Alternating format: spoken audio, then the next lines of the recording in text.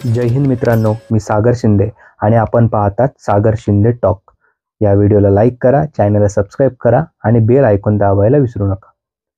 मित्रांनो, आपल्या देशाचे पंतप्रधान नरेंद्रजी मोदी यांनी जे बांगलादेशमध्ये सरकार बनलं आहे त्यांचे मुख्य मोहम्मद युनूस यांचं अभिनंदन करण्यासाठी ट्विटर एक्सवरती एक पोस्ट केली. मोदीजी यांनी त्या पोस्टमध्ये असं म्हटलं की मी तुमचे अभिनंदन करतो. त्यामध्ये त्यांनी हे पण बोलले की जे बांगलादेशमध्ये हिंदू नागरिकांवरती अत्याचार होत आहे, कृपा करून हे सगळं थांबवा. मोदीजींनी हे पण बोलले की विकासात्मक कामं आहेत ती आपल्याला पुढल्या काळामध्ये सोबत करू.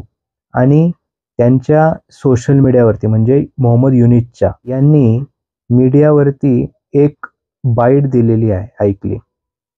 म्हणजे सरकार बनल्यानंतर की बांगलादेशला उद्देशून की तुम्ही सर्व बांगलादेश नागरिकांना जर मी त्या पात्रतेचा आहे असं तुम्हाला वाटत असेल, तुमचा नेता म्हणून पाहिजे असेल, तर सगळ्यात पहिलं जे बांगलादेशमध्ये दंगे सुरू आहेत ते बंद केले पाहिजे. आणि जे बांगलादेशमध्ये अल्पसंख्याक लोक आहेत त्यांच्यावर जे हमले होतात ते बंद केले पाहिजे. आणि जर हे तुम्ही बंद नाही केलं तर त्यापेक्षा मीच ही खुर्ची सोडेल आणि तुम्हाला कोणाला बसवायचे त्यांना सांभाळायचे ते सांभाळ करा. मित्रांनो, यामध्ये दोन गोष्टी आहेत बघा. मोदीजींनी जे बोलायचं होतं ते मोदीजी बोलले. आता मोहम्मद युनूस वर आपण बोलूया. मला एक गोष्ट समजत नाही की हा कसा लीडर आहे. थोडक्यात आपण जर बघितलं तर कमजोर किसन का आदमी म्हणतो त्याप्रमाणे हा वाटतो. मी हे नाही बोलत की तो चांगला आहे वाईट आहे, फक्त माझं म्हणणं एवढंच आहे की तो मजबूत नाहीये. मित्रांनो, हा कमजोर माणूस आहे. आज तुम्ही सरकारचे हेड आहात, खुर्ची सोडण्याची भाषा ही शोभा देत नाहीये. बोलवा आर्मीला, बोलवा पोलीस मुख्याला, द्या ऑर्डर की जे कोणी हे दंगे करत आहे त्यांना टाका जेलमध्ये, करा बंदोबस्त. काय प्रॉब्लेम? शेख हसीना कुठं चुकल्या? ह्याच ठिकाणी चुकल्या. शेख हसीनाने मिलिटरीला जेव्हा सांगितलं हे बंद करायला तेव्हा मिलिटरीने त्यांची जी ऑर्डर होती ती ऐकली नाही. त्यांनी सांगितलं आम्ही त्या जोर जबरदस्ती करू शकत नाही कारण हे गरीब विद्यार्थी आहेत. कसले विद्यार्थी? हे कोणत्या अँगलने लोक विद्यार्थी वाटतात ते आपण त्या व्हिडिओच्या माध्यमातून बघितलं. कोणत्या अँगलने विद्यार्थी वाटतात ते. आणि मी तुम्हाला एक सांगतो, भारतामध्ये काही मीडिया सोशल मीडियावरती लोक बोलतात की हे विद्यार्थ्यांची ताकद आहे, ही असे विद्यार्थी स्ट्रॉंग आहेत की विद्यार्थी काय करू शकतो, विद्यार्थी तख्तापलट करू शकतो, अमुक तमुक करू शकतो, अमुक करू शकतो. हे जे भारतामध्ये काही लिबरल लोक सोशल मीडियावरती सांगतात ते. मित्रांनो, ह्या विद्यार्थ्यांनी काय दिवे लावले बांगलादेशमध्ये हे तुम्हाला वेगळं सांगायची गरज नाही. हे जे स्वतःला विद्यार्थी म्हणतात ते ही हिंदू मुलींना वगैरे काय अत्याचार करतात, उचलून घेऊन जातात, हे विद्यार्थी आहे. बिचारे आपले गरीब हिंदू लोक जे आहेत त्यांच्या घरामध्ये जाळपोळ करणं, त्यांची घरं जाळणं, हे सगळे विद्यार्थी जे बांगलादेशमध्ये करतात हे कोणत्या अँगलने विद्यार्थी वाटतात ते. त्यांच्या हरकती जर आपण बघितल्या तर त्या आतंकवाद्यासारख्या सगळ्या हरकती ते आपल्याला बांगलादेशमध्ये बघायला मिळतात. आणि भारतातले काही लोक म्हणतात हे सगळे विद्यार्थी आहे, विद्यार्थ्यांची ताकद. आणि दुसरं जर आपण बघितलं मित्रांनो, आजच्या तारीखला बांगलादेशमध्ये हिंदूंचे एवढे हाल सुरू आहेत, जिवंत राहण्यासाठी अक्षरशः रडारड सुरू आहे. खरंच मित्रांनो, खूप वाईट वाटतं. या सगळ्या व्हिडिओ जर आपण सोशल मीडियावरती बघितल्या तर खरंच खूप हिंदू म्हणून खूप वाईट वाटतं. मित्रांनो, आता जानेवारी महिन्यात रिपब्लिक डे आपला येणार आहे आणि तेव्हा आपण तिथं Arjun tank, T-90, T-72, Pinaka, Tejas, अमुक तमुक ह्या सगळ्या अनेक गोष्टी तिथं आपण पाहतो. मित्रांनो, ह्या सगळ्या ज्या गोष्टी आहेत त्या नक्की कोणत्या दिवसासाठी आहेत हेच मला कळत नाही. यामागचं लॉजिक कसं समजावं हे कळत नाही. मित्रांनो, आजच्या तारखेला बांगलादेशमधला हिंदू जो आहे तो अत्यंत अडचणीमध्ये आहे. स्वतःच्या जीव मुठीत घेऊन जगतोय. कधी काय होईल सांगू शकत नाही. या सगळ्या त्रासामध्ये आहे आणि सगळ्यात वाईट गोष्ट म्हणजे आपण त्यांना वाचू शकत नाही. आणि मी म्हणत नाही की बांगलादेशवरती अटॅक करा, पण मित्रांनो, भारत सरकार म्हणून आपण त्यांचा जो आर्मी चीफ आहे आणि मोहम्मद युनूसचं जे काही कोण असेल मुखिया हेड, त्यांना आपण बोलू नाही शकत की हे सगळं जे चाललंय ती नाटकं तुमची ती सगळी बंद करा, तुम्हाला नसेल जमत तर आम्ही तिथे येऊन बंद करू, असं भारताने बोललं पाहिजे. जो तुमचा देश आहे बांगलादेश हा भारताने गिफ्ट केलेला आहे. म्हणून मित्रांनो, भारत हे करू शकतो, एवढी अवघड गोष्ट नाही. पण कधी मी एक सामान्य नागरिक म्हणून विचार केला तर हीच ती वेळ आहे करण्याची, हिंदू लोकांना वाचवण्याची. सरकारला मी सजेशन देण्या एवढा मोठा नाहीये, कदाचित त्यांचं बोलणंही सुरू असेल, पण मला प्रामाणिक असं वाटतं की हिंदूंसाठी भारताने ॲक्शन मोडमध्ये आलं पाहिजे. मित्रांनो, तिकडं एवढी वाईट परिस्थिती आहे, जी आपली इंटरनॅशनल बॉर्डर आहे, त्या बॉर्डरवरती 200-300 लोकं आली होती, आम्हाला भारतामध्ये जायचं आहे म्हणून, आमच्या जीवाला धोका आहे. पण BSFला जी ऑर्डर होती त्यांनी त्यांना परत पाठवलं आणि बांगलादेशचे बॉर्डर सैनिक जे होतं ते परत घेऊन गेले. मित्रांनो, अशा घटना अजून पण होतात. बिलकुल होतात, होत नाही असं नाही. मित्रांनो, अशा खूपशा बॉर्डरच्या ठिकाणी लोक मोठ्या प्रमाणावर येतात ते आणि त्यांना आपले BSFचे जवान परत बांगलादेशमध्ये पाठवतात ते. आणि ह्या अशा गोष्टी मोठ्या प्रमाणावरती अजूनही होतील. कारण जे आता सरकार बसलाय मोहम्मद युनिस, तो कदाचित हुशार असू शकतो, क्षमतावान असू शकतो, पण लीडरशिपसाठी मजबूत असण्याची गरज आहे. सध्या बांगलादेशमध्ये जे चालू आहे मित्रांनो, लीडर हा मजबूत असला पाहिजे. निर्णय घेण्यासाठी तो क्षमतावान असला पाहिजे, पूर्ण ताकदवान असला पाहिजे, ताकदीने निर्णय घेणारा पाहिजे. मित्रांनो, तुम्हाला अजून एक गोष्ट सांगतो. तिकडे जे लोक येतात ती त्यांची चुकी नाहीये, चुकी आपली पण आहे, भारताची. सर्व चुकी बांगलादेशची असं नाही.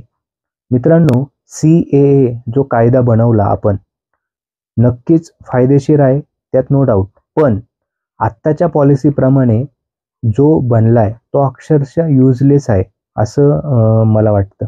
कसं ते बघा. पॉलिसी वाईज जर आपण बघितलं तर सरळ सरळ गोष्ट आहे. जे मला वाटतं की पॉलिसी अशी बनली पाहिजे त्या CA कायद्यामध्ये, कुठं पण हिंदू जन्मला असू दे, म्हणजे जन्म घेतलेला असू दे कोणत्याही देशात, त्याचा धर्म हिंदू आहे, श्रीलंकेत असू द्या, ऑस्ट्रेलियात असू द्या, कॅनडात असू द्या, अमेरिकेत असू द्या, तिकडे फिनलंडमध्ये असू द्या, फिजी देशात असू द्या, न्यूझीलंड, पाकिस्तान, बांगलादेशमध्ये असू द्या, तो कोणत्याही जगामधल्या जन्मलेला देशामध्ये जन्मलेला असू द्या, 200 देशांपैकी कुठल्याही देशात जन्मलेला असू द्या, पण त्याचा जर धर्म हिंदू आहे तर त्याचा अधिकार बनतो भारताचं नागरिकत्व घेण्याचा. हा त्याचा अधिकार आहे. पण कोणत्या सरकारचा, कोणत्याही सरकारचा मंत्री असू द्या, कोणतं सरकार असू द्या, हा त्याचा अधिकार हिरावून घेऊ शकत नाही. असा कायदा हवा आहे. नाहीतर काय झाले, 2014च्या आधी राहायला आले होते इथं, 10 वर्ष राहिले, 5 वर्ष गेले असेल, 10 वर्ष, असं काही जे काही आताच्या पॉलिसीमध्ये आहे हे अत्यंत चुकीचं आहे. 50-50 वगैरे जे काही पॉलिसीमध्ये आहे, तर हे जे काही पॉलिसीमध्ये सगळ्या गोष्टी ज्या आहेत त्या कुठेतरी बदलल्या पाहिजे असं मला व्यक्तिगत वाटतं. कारण जो मगाशी सांगितल्याप्रमाणे देशात कोणताही व्यक्ती हिंदू असू द्या, त्याला भारताचं नागरिकत्व मिळालं पाहिजे असं मला प्रामाणिक माझं मत आहे. तर पुढं जर आपण बघितलं की लोक बोलतात सगळेजण आता हिंदू हिंदू करतात, ते हिंदूबद्दल बोलतात ते वगैरे वगैरे सगळं जे चालू आहे. तर मित्रांनो, आता बांगलादेशमध्ये कोण मारलं जातंय? जे धर्माचा वायलन्स जो आहे तो कोणाच्या विरोधामध्ये आहे हे जर आपण बघितलं तर आपल्याला कळेल कोणत्या धर्माच्या विरोधामध्ये सुरू आहे सगळं. आणि माग फिलिस्तीनच्या विरोधामध्ये, फिलिस्तीनच्या सपोर्टमध्ये जेव्हा दिल्लीमध्ये मोठे आंदोलन झाली, मित्रांनो, या फिलिस्तीनी लोकांना ह्या लोकांनी कधी पाहिलं नसेल, कोणते नातेवाईक नाही, काही नाहीये, तरी मोठ्या प्रमाणावरती आंदोलन त्या लोकांसाठी सुरू होतं. आईज ऑन फिलिस्तीनी आणि आईज ऑन राफा वगैरे वगैरे, अमुक तमुक, हे सगळं सोशल मीडियावरती आपण बघायचो. यांच्या बापाने पण कधी बघितलं नसेल राफा नक्की कुठे आहे, काय. Eyes on Rafah. मित्रांनो, पण यांना आईज ऑन बांगलादेश असं लिहायला किंवा सोशल मीडियावर स्टेटमेंट करायला यांना टाइम भेटला नाही. हेच खरं दुःख आहे, दुर्दैव आहे. बांगलादेशमध्ये जे हिंदूंवरती अत्याचार सुरू आहे त्याबद्दल कुणाला दुःख वाटत नाहीये. मी तुम्हाला अजून एक गोष्ट सांगतो की काय करायचं, बॉर्डर ओपन करा भारताची आणि BSF त्या ठिकाणी आर्मीला लावा आणि बोला जेवढे पण हिंदू आहेत त्यांनी ते भारतामध्ये येऊ शकतात. यांचा एक कॅम्प तयार करा. जवळपास 2-3 राज्यामध्ये चेक करा कुठं आपण यांचे कॅम्पस लावू शकतो. ते सगळे त्यांचे BSF आणि आर्मी रातोरात कॅम्प्स तयार करू शकते. त्या लोकांना येऊ द्या. जे पण येतात ते त्यांचं ID कार्ड चेक करायचं, तो हिंदू आहे त्याला एंट्री द्यायची. काही लोक बोलतील की आपला देश सेक्युलर आहे. मित्रांनो, भारतामध्ये लाखो बांगलादेशी रोहिंगे लोक आले तेव्हा तर काय प्रॉब्लेम नाही झाला. लाखो बांगलादेशी मुसलमान लोक आज राहतात आहे, त्यांना कोणी अडवलं नाही. भारतातली किती शहरं तिथं आज बांगलादेशी लोकांनी भरलेत, तेव्हा कोणाला प्रॉब्लेम नाही. हे लोक कुठून येतात आणि आल्यावरती त्यांचं स्वागत करतात. आजपासून तुम्ही बोलायचं, तुम्ही नोएडाचे आहात, तुम्ही दिल्लीचे आहात, तुम्ही मुंबईचे आहात, तुमचं आधार कार्ड, हे तुमचं पॅन कार्ड, 1 महिना थांबा पासपोर्ट पण बनवून मिळेल. दुसरं डॉक्युमेंट काय लागतं तेव्हा भारतात. म्हणून तुमच्याकडे आधार कार्ड आहे, पॅन कार्ड आहे, तुमचं बँक अकाउंट पण उघडलं जातं आणि हेच लोक सरकारी योजनेचा फायदा पण घेतात. मला या सगळ्या गोष्टींमध्ये अडचण नाहीये, पण हे सगळे लोक जेव्हा इनलिगल राहतात, पहिलं तर ह्या इनलिगल लोकांना भारताबाहेर हाकललं पाहिजे. जे सरकार स्कीमचा सगळा फायदा घेतात ते आणि भारताच्या विरोधात जेव्हा कारवाया करतात त्यांना भारताच्या बाहेर हाकलून लावलं पाहिजे. हे आपण करत नाही आणि तिकडं बांगलादेशच्या बॉर्डरवरती हिंदू ज्यावेळेस येतोय त्यांना आपण घेत नाहीये. हे सगळ्यात खूप खेदाची बाब आहे. कारण आपला देश हा सेक्युलर आहे ना. कोणी बोलायला नको तुम्ही कम्युनल आहात. म्हणून हिंदूंच्या हितामध्ये बोलणं एवढा मोठा गुन्हा झालाय, एक मेजर क्राईम झालाय. चुकून जर कोणाच्या तोंडून हे जर वाक्य निघालं, भारत हा हिंदू राष्ट्र आहे, तर किती त्याच्यावरती आंदोलनं, किती त्याच्यावर टीका टिप्पणी, त्याच्यावर न्यूजला डिबेट, अमुक तमुक. एखादा जर कोण मंत्री बोलला ना भारत सरकारमधला की भारत हा हिंदू राष्ट्र आहे, त्याच्या विरोधामध्ये आंदोलन सुरू होते प्रत्येक ठिकाणी. म्हणजे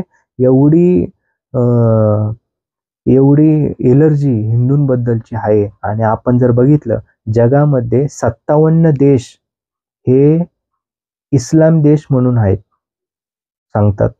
57 देश आहेत टोटल आणि ते छातीठोकपणे सांगतात ते. आणि तिथं नागरिकत्व कोण मागायला गेलं तर ते पळ हाकलून लावतात.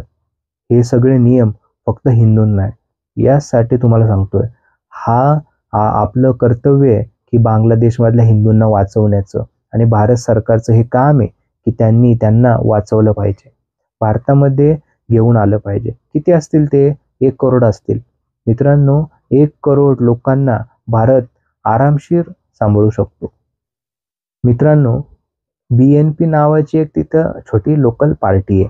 त्या छोट्या पार्टीने भारताला चॅलेंज केले की म्हणले शेख हसीना यांना भारत सरकार सपोर्ट केला तर भारताला चांगली किंमत चुकवावी लागेल. मित्रांनो, या BNP पार्टीची माहिती घेतली. त्यांना तिथं त्यांचा साधा एक खासदार निवडून आणता येत नाही. त्यांची काही त्याच्या लायकी नाही या पार्टीची आणि ती पार्टी भारताला चॅलेंज करते की भारताबरोबर कॉपरेट करणार नाही, बांगलादेश वगैरे सगळं. त्यांना तिथं त्यांची लोकच त्यांना सपोर्ट करत नाही आणि त्या भारताला चॅलेंज करतात, ज्ञान द्यायचा प्रयत्न करतात. मित्रांनो, सगळ्यात महत्त्वाचं म्हणजे पहिलं बांगलादेशबद्दल खूप आदर वाटायचा की गरीब देश आहे, प्रगती करतोय, स्वतःच्या पायावर उभा राहतोय. मित्रांनो, रवींद्रनाथ टागोर यांनी एक गाणं लिहिलेलं, हे गाणं बांगलादेशचं राष्ट्रगीत आहे. मित्रांनो, खरंच रवींद्रनाथ टागोर यांचा अपमान आहे खरं तर. आज जी परिस्थिती बांगलादेशमध्ये सुरू आहे की त्यांना पण दुःख होत असेल की मी लिहिलेलं जे गाणं आहे ते बांगलादेशचं राष्ट्रगीत घेतलंय आणि आज अशी अवस्था बांगलादेशमध्ये आहे. एवढी किळसवाणी सगळे दृश्य आणि सगळे चित्र आज वागतात आहे. खरंच रवींद्रनाथ टागोर यांना पण दुःख होत असेल. म्हणून मित्रांनो, शेवटी एवढं सांगतो की भारत देशाने बांगलादेशमधल्या हिंदू लोकांसाठी ॲक्शन मोडमध्ये आलं पाहिजे. काही ॲक्शन प्लॅन बनवला पाहिजे. कदाचित भारत सरकार त्या दृष्टीनं त्यांचा विचार पण चालू असेल. पण मी एक हिंदू म्हणून मला असं वाटतं तिथं जे आज सुरू आहे ते भारताने हातामध्ये घेऊन कंट्रोल केलं पाहिजे आणि ज्यांना भारतामध्ये यायचं आहे त्यांच्यासाठी वेगळे कॅम्प्स लावून त्यांची सुरक्षा करणं हे भारताचं कर्तव्य आहे. आणि फक्त बांगलादेशमधले हिंदूंसाठी नाही, तर जगातल्या हिंदूंसाठी भारत हा एक आशेचा किरण म्हणून येणाऱ्या काळामध्ये दिसावा, अशीच एक माझी एक भारताचा नागरिक म्हणून प्रामाणिक इच्छा आहे. मित्रांनो, इथेच थांबूया आणि तुम्हाला जर व्हिडिओ आवडला तर नक्कीच व्हिडिओला लाईक करा, चॅनलला सबस्क्राईब करा. जय हिंद, वंदे मातरम, भारत माता की जय.